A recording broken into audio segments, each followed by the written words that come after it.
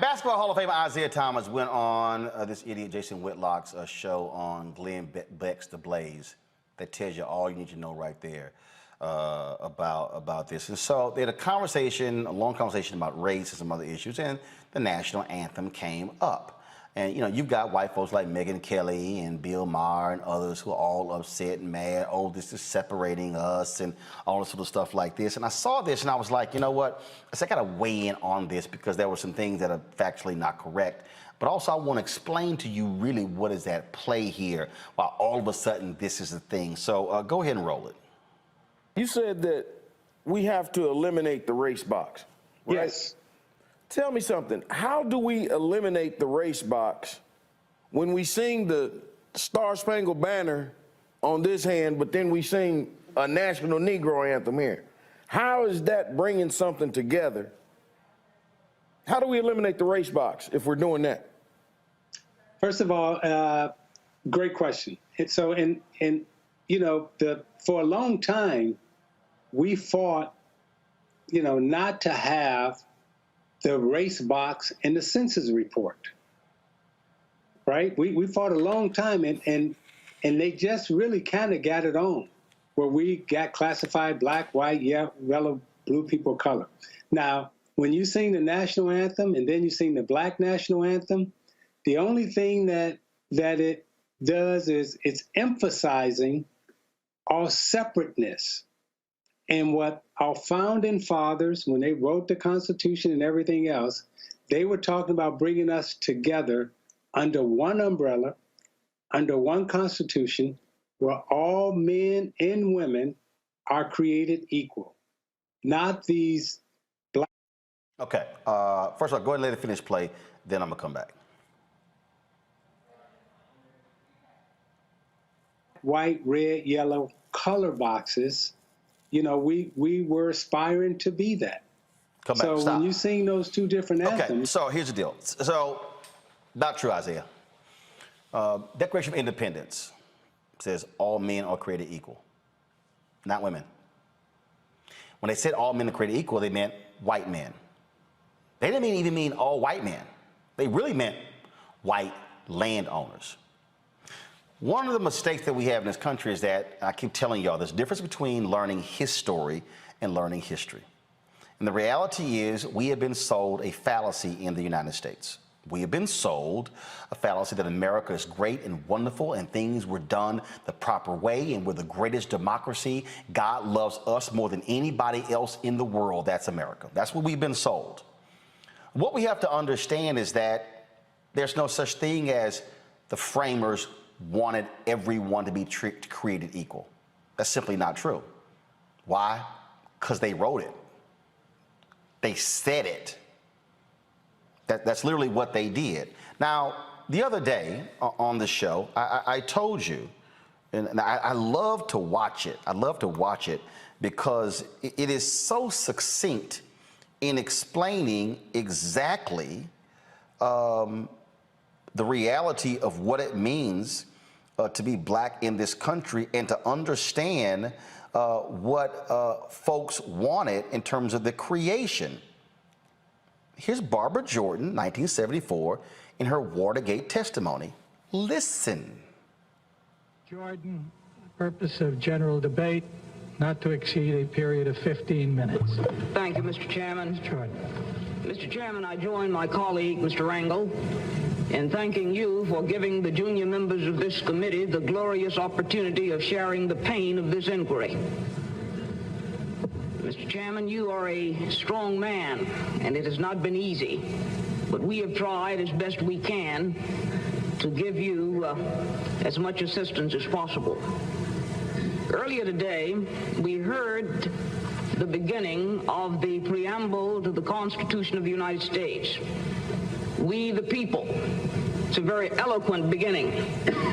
But when that document was completed on the 17th of September in 1787, I was not included in that we the people. I felt somehow for many years that George Washington and Alexander Hamilton just left me out by mistake. But through the process of amendment, interpretation, and court decision, I have finally been included in we the people. Today, I am an inquisitor. Now, not completely. Because the reality is we continue to have to fight to assert our rights. Press play on more of the interview. Sizing that, okay, there are two different statuses, not races, because I'm gonna call it what it is. It's status. There are two different statuses in this country, black and white. So there's a black national anthem, there's a white national anthem. Okay, now, if you want to just have one national anthem, then let's come together collectively and decide, okay, what the national anthem is going to be for this country. Not just. Okay. Isiah, that's just not true. There's a national anthem. There's one. First, which is the Star Spangled Banner. Now, let me just remind people. When the Star Spangled Banner was written. And again, this is what I need us to understand, because one of the things is we have been taught so many things in this country, but we were not really taught everything in this country. What we have to understand is that first and foremost, the Star Spangled Banner, when it was written, okay, was not the national anthem. It was a poem. If you actually read it, you'll realize that third stanza, which is being quite debated, deals with the issue of race. Let's just deal with that, okay? Second of all, when we talk about the black national anthem, that's not what it's called. The song is called Lift Every Voice and Sing, written by James Weldon Johnson in 1900. In 1919, the NAACP called it the National Black Anthem, and ever since then, that is what we referred to it as. But it was simply a song by James Weldon Johnson.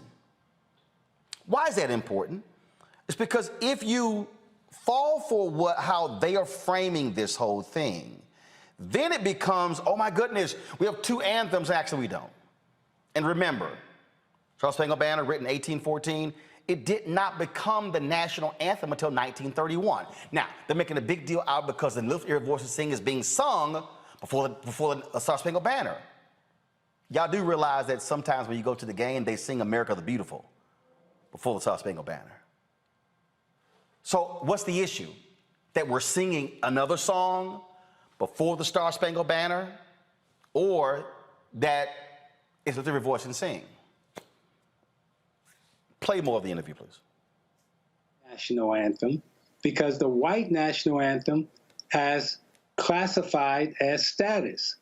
We can have an anthem that speaks for Italians, that speaks for Greeks, that speaks for Irish, that speaks for Polish, and that speaks for the Aboriginals who were native to this land already. And that's us. And so, Isiah, the only thing, what you just said, takes us down the path that they want us to go down. Well, let's come up with a new national anthem that we all agree on. And once you do that, then their next step will be, well, let's come up with a new constitution that we all agree on. Oh, now let's come up with a new Declaration of Independence. And the only thing I'm trying to tell black people every day, like, hey man, I know shit started out bad, but that Declaration of Independence, Constitution, and National Anthem, it worked for us. Maybe it wasn't intended for us, but it did work for us. And these people that want you just to throw these things out and let's come up with all new, it's a game, it's a booby trap. It's no different than the same people that ran the game and threw hip hop. Again, it's, you know what? The N-word, it's now a term of endearment. We, the KKK, we're gonna gift y'all the N. See, I can't even listen to any more of that sheer stupidity from Jason Whitlock. And this is why Isiah even going on there is just a waste of time. Because see, Jason Whitlock is a buffoon. When he says the Constitution worked for us, no. What we did was make that shit real. That's what Dr. King even said. He said, what did King say on April 3rd, 1968 at Mason Temple? Be true to what you put on paper. So what black people have done since we've been here and said to America, this your paper, this is what you put on paper. Be true to what you put on paper. The reason Jason is a buffoon and lying is because and y'all heard me say this, 1619, go to 1970, use 1970 as a marker when we were technically fully free. We have only been fully free Americans for 51 years. And we're still not fully free. Because if we were fully free, there would have been no reason for the Superior Court decision today in North Carolina. If we were fully free, there would be no reason for there being an EEOC.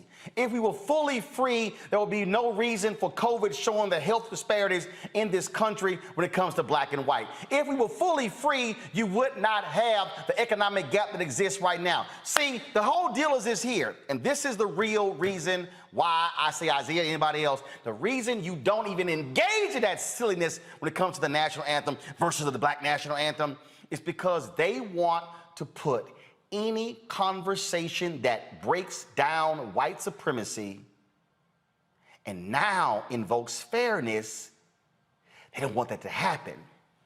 They want the battle against critical race theory, they want to put, they said it, they want to put everything that's race underneath that, everything about equality underneath that, because they don't want to change it. You hear, oh, no, you hear, we're like, they talking about changing some stuff. Well, yeah, that's why they have constitutional amendments. Some things need to be changed. That's why when you saw the photo of John Lewis and Andrew Young and C.T. Vivian and Reverend Joseph Lowry, Eric Holder said, that's Founding Fathers 2.0. Because, see, there was no American democracy from the Declaration of Independence until the 1965 Voting Rights Act. See, this is the game being played. Because the reality is this, white folks are born in America, they don't ask about what are my rights, they get them. We have to have special rules because it's still written for them. And this is the thing I need people to understand. And so, y'all, do not, Isiah and everybody else, don't, if you do any more TV shows, they bring a national anthem, you say, I ain't wasting my time with that. This is what I would have said, Isiah. Jason, let's talk about how many black owners in the suites. Let's talk about, do you have equality with black coaches on the field? Let's talk about, Jason, how many black folks you got in the press box as well. See, they want us caught up in this, and black people didn't ask the NFL to play the national anthem. They chose to do so because they got their ass kicked up by Colin Kaepernick. Game recognized game. So I'm not going to fall for the silliness of Bill Maher and Megyn Kelly and the rest of these people. We're going to deal with the reality of where we stand in this country, and that, folks, is what must happen. Let's go right now to our good friend, Gerald Horne. He is the author of numerous books, The Bittersweet Science, Racism, Racketeering, and the Political Economy of Boxing. As a professor at the University of Houston in Houston, Texas. He also has another book we've talked on the show about. This is the one that drove all these white folks crazy who don't like the 1619 Project. It is called The Counter-Revolution of 1776, Slave Resistance and the Origins of the United States of America. And Gerald, always glad to have you here. The thing that I was just laying out there is, again, we're dealing with history and his story. America was not created for all men and women to be equal. It was for white landowners. And even if you study the Constitution today, which is why Jason Whitlock is a sheer idiot, the Electoral College today was a slave compromise. That wasn't democracy because they still wanted to be able to control those white landowners who became president. Well, I have to say I was disappointed in Isiah Thomas. I know that he matriculated at Indiana University, one of our leading institutions, but I guess he must have missed classes in history. He was at basketball practice, I assume.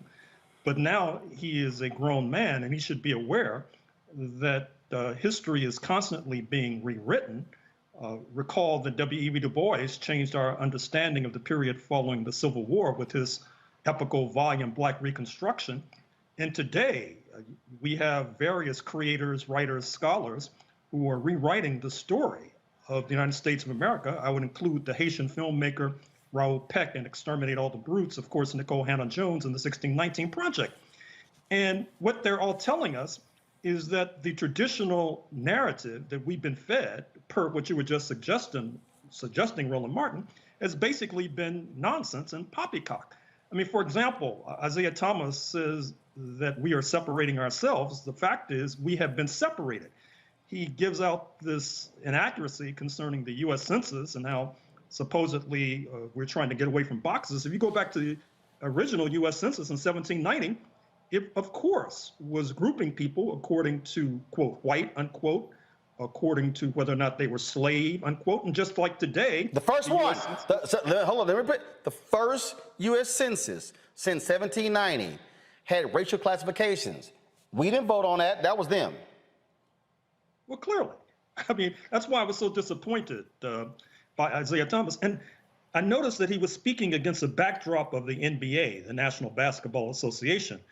And I would assume that the NBA would want to dissociate itself from his inflammatory and indeed ignorant remarks because they're quite misleading at the end of the day. And I'm happy to see, Roland, that you mentioned the third stanza of the Star-Spangled Banner, which in no uncertain terms denounces the black population, because recall that that anthem was written by a slave owner, Francis Scott Key, during the war with Britain, 1812 to 1815, and he was denouncing the black population because the British were offering us a better deal, and so we defected to their side, helped them to burn down Washington, D.C., and then fled on British boats to Trinidad and Tobago, where our descendants continued to reside. And so Francis Scott Key was very upset by that development. That's why he denounces it. It's one of the rare national anthems that singles out for denunciation a significant portion of the citizenry. See, the thing, but see, here's what you're dealing with here. And you hear Isiah talking about status and class and in terms of, in terms of race and black. But the issue for me, which is the most fundamental issue, is what's the agenda of the person I'm talking to? The agenda of a Jason Whitlock, and I don't know who that fool was he was talking to on the set, and Glenn Beck's The Blaze ain't got nothing to do with black liberation.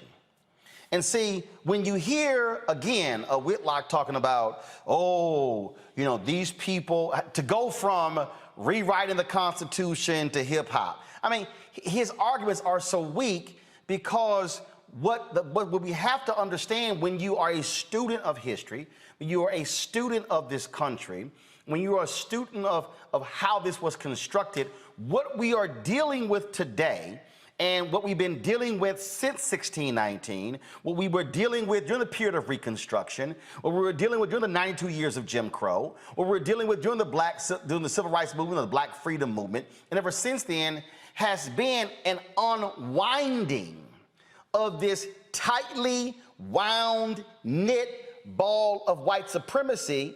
And we have been trying to peel this thing back and unwind it. If you tear a baseball apart and you begin to pull the string and tear it apart, what you're trying to do is unwind this tightly wound ball that has constrained and constricted black people from being real, true American citizens.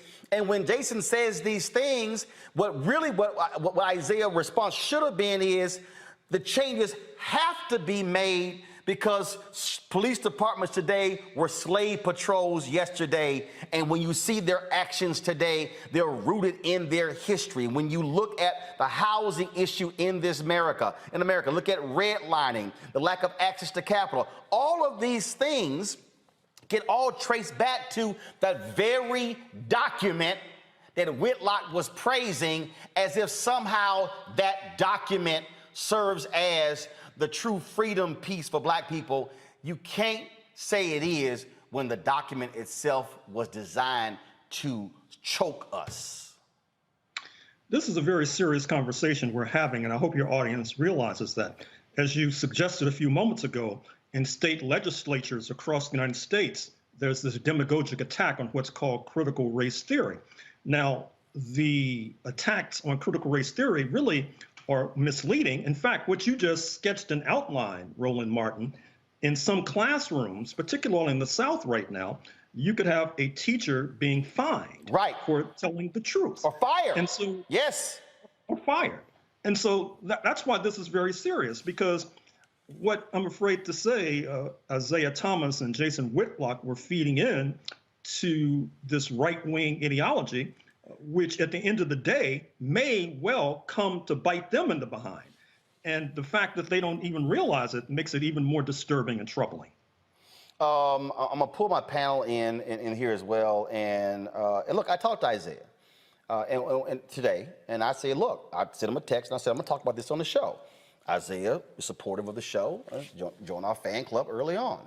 And the thing that he said is that, he said, I really wanted to, he said the focus should really be on these birthing rights, if you will. And that is, again, if you're white in this country, what do you get when you're automatically white and we're still fighting for these battles?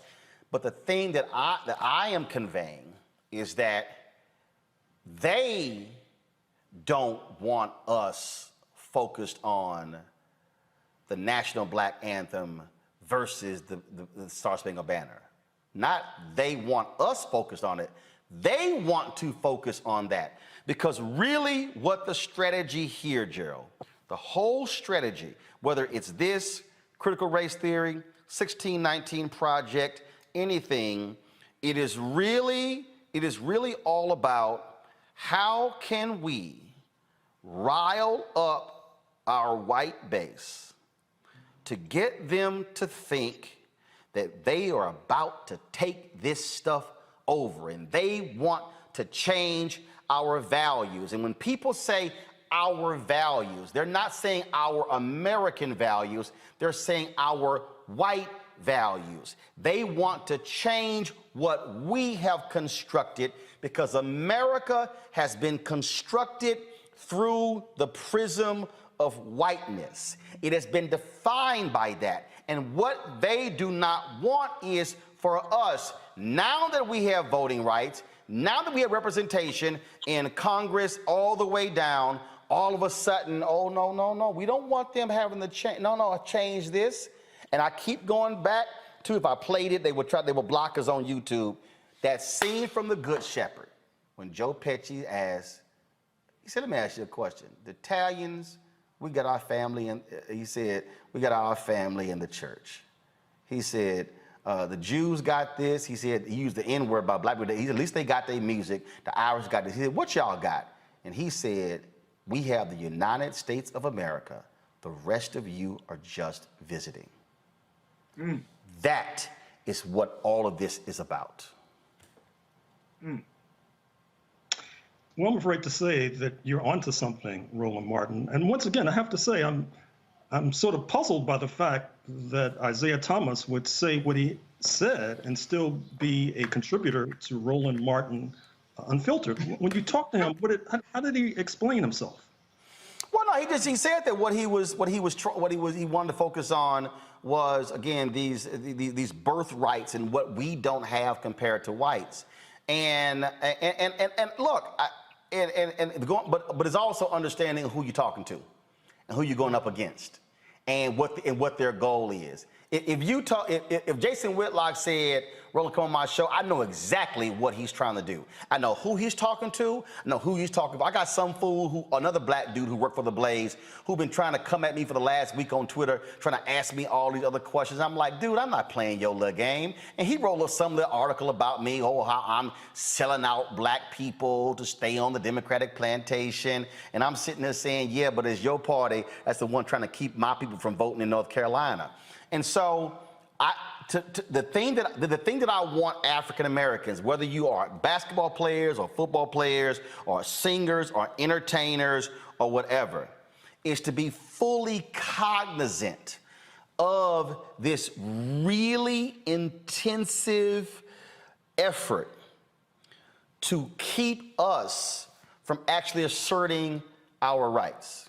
Because I'm telling you, Gerald, all these people not fully understanding, because they got to be asking, wait a minute, how all of a sudden, hell, the NFL and NBA, they've done lift every voice and sing before games before. Why all of a sudden now it's an issue? Who all of a sudden plucked critical race? Gerald, this is my 13th black media experience. Do you realize in the previous 12, I never even heard of critical race theory? And that's black. I've been black, 3 black newspapers. Tom Joyner, BlackAmericanWeb.com, Savoy Magazine, Major Broadcasting Cable Network, Dallas Examiner, Essence, Ebony. I can go on. All of a sudden, where's it coming from? I keep telling people all of this, and my book, White Fear, is coming out in the first quarter next year, y'all. It all emanates from this question that was asked in 2009 after Obama got inaugurated. Who is optimistic about the future of America for your children?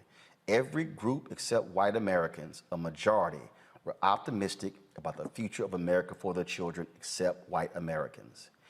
That is what we're dealing with, and that's why the Republican Party wants to appeal to these crazy, demented white folks who are going to be here in D.C. tomorrow, because they are afraid that we, Gerald, now have political, economic, social power, and we are not afraid to use it.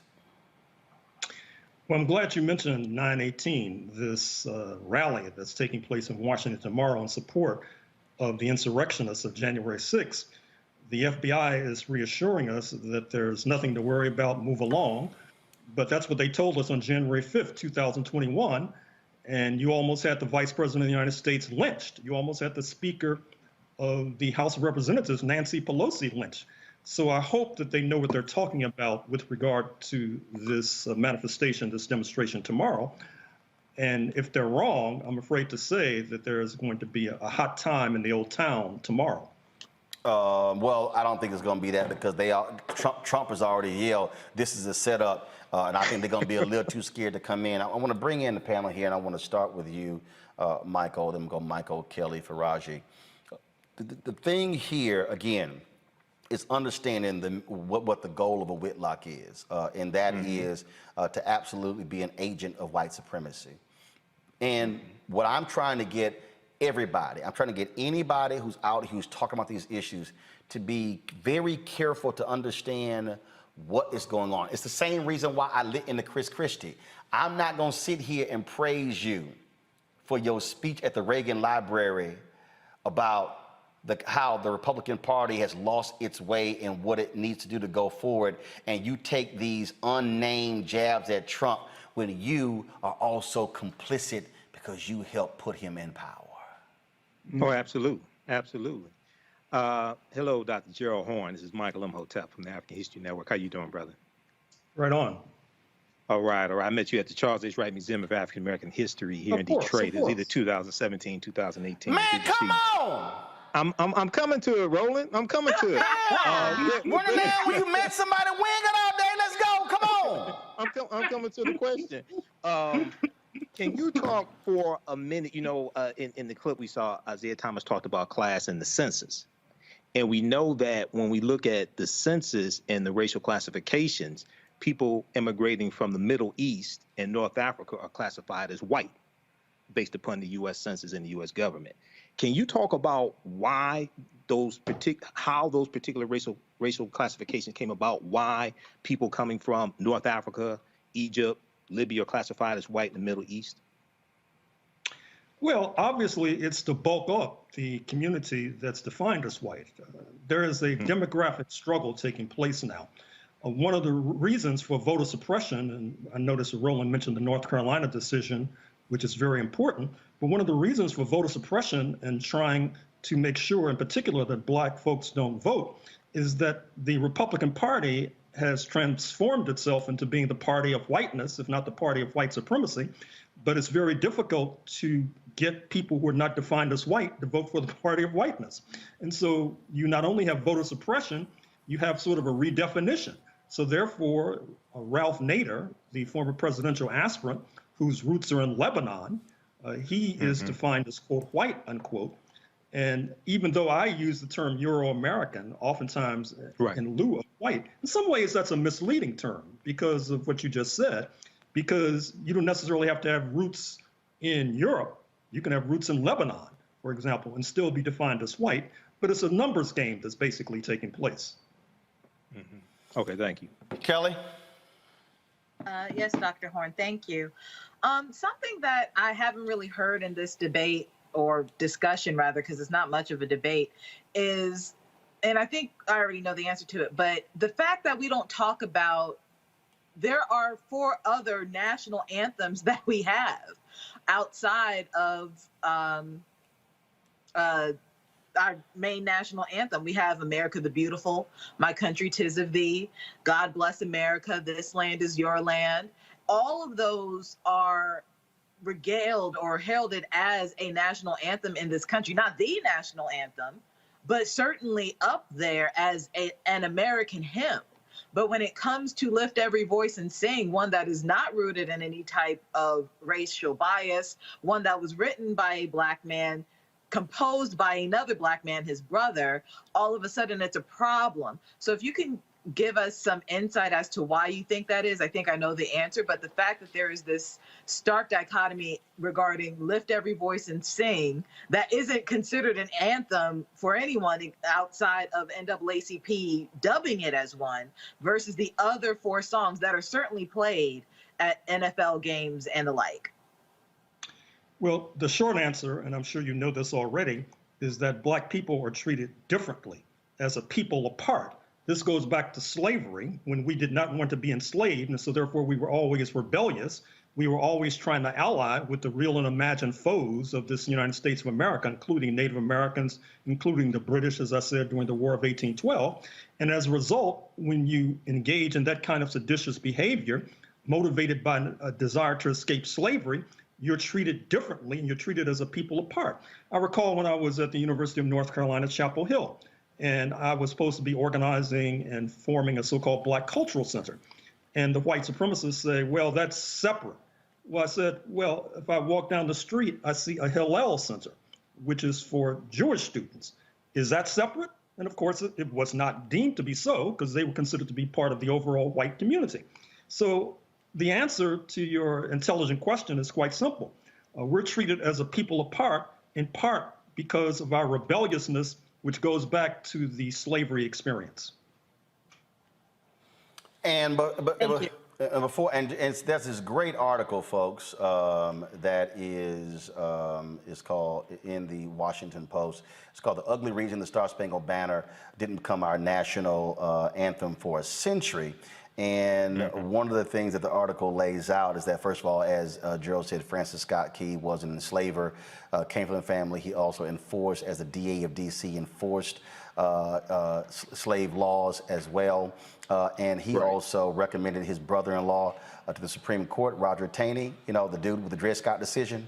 That tells you all. But the thing that's interesting about this, Gerald, and this is where, of course, Jason Whitlock would never admit to, because people don't want to understand, people don't want to accept history, but they want to believe his story.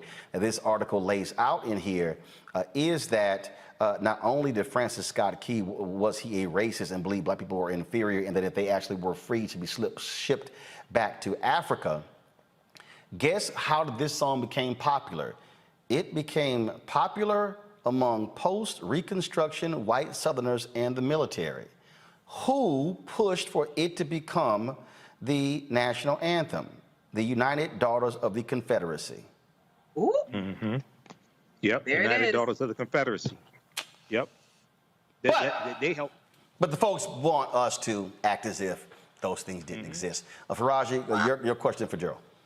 Yes, Dr. Horne, it's a pleasure to talk to you. Just very quickly, I mean, I think it was absolutely very ignorant of Isiah Thomas to say that a song emphasizes our separateness when it wasn't a song. It's been history. It's been something that's been researched. But even more so, Dr. Horne, I want to get your thoughts on, you know, there's often, when we have these big conversations, especially about race, there's often black people and white people who jump to the point of talking about unity, talking about reconciliation between the races without really talking about truth and accountability, without saying, hey, some things have to be done to repair the damage that has been done to black people all across this, you know, in the United States and across the globe. So how do we take this conversation beyond everything is all right? We had a black president, things are on the right path, we're all in this together. How do we kind of step back a little bit to really look at the issue of, let's look at the truth of the history, and this is the part that I think scares both black and white people, somebody has to take accountability. White people have to take accountability for what they have done to our people. It's not enough just to say we give you a little bit here, we got a couple of celebrities there. I'm talking about a full-grown, massive, you know, full-scale accountability. How do we get the conversation going in that direction, sir? Well, if you look historically, the way we were to escape both slavery and Jim Crow is that we lengthened the battlefield. We internationalized the struggle. That's why we were in alignment with Native Americans, for example. That's why you had Paul Robeson, for example, and Martin Luther King Jr., who raised the question of the war in Vietnam. In that light, I was very disappointed to see that at a historic gathering that took place on September 7th, 2021, just a few days ago, you had a virtual summit of the African Union and the Caribbean community, CARICOM. Present and speaking were the President of South Africa, Cyril Ramaphosa, President Kenyatta of Kenya, Prime Minister Motley of Barbados. They laid out a whole Pan-African agenda. We really haven't seen something of this scope, perhaps since the Pan-African Congress of 1945 in Manchester, England. Now, what's disappointing is that there was no Black American participation, and it was a wonderful opportunity for us to raise our issues, because of course they raised the question of reparations. The Caribbean brothers and sisters, were going to raise that, and yet we were not there to amplify that call. I think that one of the things we have to do is get our organizations to try to be more globally minded, to try to not let these opportunities pass, and to make sure we have delegations meeting regularly with the African Union, headquartered in Addis Ababa, Ethiopia, and the Caribbean community headquartered in Georgetown, Guyana, because as our comments this evening have suggested, the forces on the battlefield right now, in terms of the four corners of the United States of America, given voter suppression, given we're talking about coup d'etats that might happen as soon as tomorrow, it's not a very promising scene just looking domestically. So here's what, to button this up, here's what I want to see happen. And that is, and like I said, I talked to Isiah. I talked to several other professional athletes who reached out to me, who I talked to today as well, about the segment and the various thoughts. What I want us as African Americans to do, I want us to please go read Jackie Robinson's book, I Never Had It Made. Why? Because Jackie Robinson, in the book, wrote why he would not stand for the national anthem or the Pledge of Allegiance. Jackie Robinson, the same man who they tried to court-martial in the military, the same man who broke the color barrier in baseball. First of all, the true major league players were in the Negro leagues, but they called the major leagues because that's where the white money was. Jackie Robinson said the reason he called his book I Never Had It Made, he said, because as long as one black man is a victim of racism, then I don't have it made. That's what Jackie Robinson wrote in his own words. Go read the book every time someone wants to throw Jackie Robinson in somebody's face when we want to talk about how we all come together. But this last point is the critical point. And I only played a snippet of the interview, and if you want to go back and look at the whole interview, that's fine. But I need black people to stop embracing others when they go, can't we just come together? Because I need you to understand what they're really saying. I saw people saying, why can't the nation come together like we did after 9/11?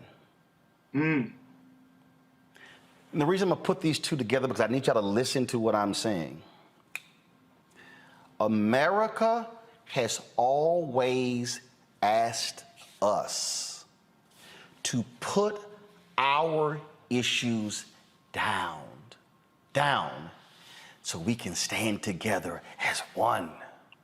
Come on. America asked our black athletes, when you run and box for America in the Olympics, you are representing America, the red, white, and blue. Yet when Muhammad Ali came back from Rome and went into a diner in Louisville, Kentucky, in his US of A jacket with a gold medal around, they said, nigga, you can't eat in this restaurant. And that's when he went and threw the medal into the river in a fit of anger. The reason folk want to play the games, and this is why I disagree when I saw that clip with Isiah, is when they say, why can't we just come together as one? Why can't we just have one song? Why can't we just stand unified? Because I cannot stand unified in a song at a game if you don't believe that when it comes to the ownership. if you don't believe that when it comes to the press box, if you don't believe that when it comes to the people who can afford to buy the tickets and the suites in the games, if you don't believe that when it comes to you can have black players on the field, but you don't have the same percentage of black coaches on the sideline, you cannot ask me to stand here in unity and singing a song if you don't practice that when it comes to housing, when it comes to eating, when a white person with a high school degree makes more money than a black person with a college degree. Don't dare tell me to stand as one if you don't want that to happen in every single aspect. Let me remind y'all, clearly if you don't understand history, the United States threatened to shut down black newspapers. All you gotta do is read Gerald Horne's book on Claude Barnett and the Associated Negro Press. Read Ethan McKay's book on the Chicago Defender. They threatened to shut down black newspapers during World War II because they dared to write about fascism and racism. Y'all need to go look up, Google this, the Double V campaign. Google the Pittsburgh Courier and what they created when they say we're gonna fight against racism at home and abroad. They threatened to put black publishers in prison because they said you are creating tyranny and committing treasonous acts for writing about racism in the U.S. Armed Forces. They said this is no time for you to be focused on racism. This is where we are supposed to stand as one. And the history will tell you when black soldiers came back from World War II, they put white German POWs in front of the black soldiers. History will tell you that when they got back to those depots in the United States, black soldiers and white soldiers had gunfights because although they were so-called on the same team in Europe, when they got back, the white soldiers said, nigga, we gonna kill you. And that's why black soldiers were lynched in their uniforms. That's why Byron Della Beckwith struck down Medgar Evers, an armed forces veteran, in his own driveway. So please, I don't want to hear the bullshit about can we all be as one singing a song, because if you don't want to stand with me on fighting racism, sexism, and bigotry, I don't want to hear a damn thing about you trying to sing a song with me. Come on.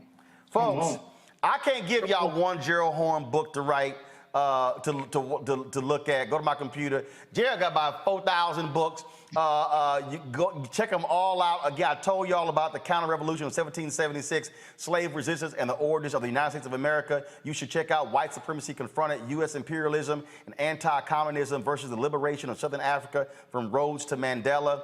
Also, I told you the rise and fall of the Associated Negro Press, Claude Barnett's Pan-African News, and the Jim Crow Paradox. I have absolutely read that one.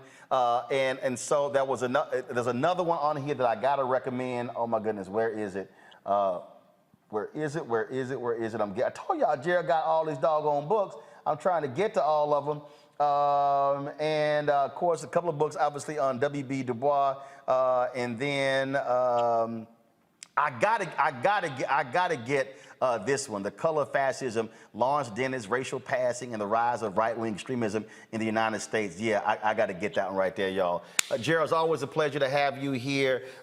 Distinguished professor from the University of Houston, my hometown. Thanks a bunch. Thank you for inviting me. Yes, sir. Folks, back to our Roland Martin Unfiltered video in just one moment. It's time to be smart. Roland Martin's doing this every day. Oh, no punches! Thank you, Roland Martin, for always giving voice to the issues. Look for Roland Martin in the whirlwind, to quote Marcus Garvey again. The video looks phenomenal, so I'm really excited to see it on my big screen. Support this man, Black Media. He makes sure that our stories are told. See, this difference between Black Star Network and Black-owned media and something like CNN. I got to defer to the brilliance of Dr. Carr and to the brilliance of the Black Star Network. I am rolling with Roland all the way. Honored to be on a show that you own. A black man owns the show. Folks, Black Star Network is here. I'm real revolutionary right now. Roland was amazing on there. Stay black. I love y'all. I can't commend you enough about this platform that you've created for us to be able to share who we are, what we're doing in the world, and the impact that we're having. Let's be smart. Bring your eyeballs home. You can't be Black-owned media and be scared. You dig?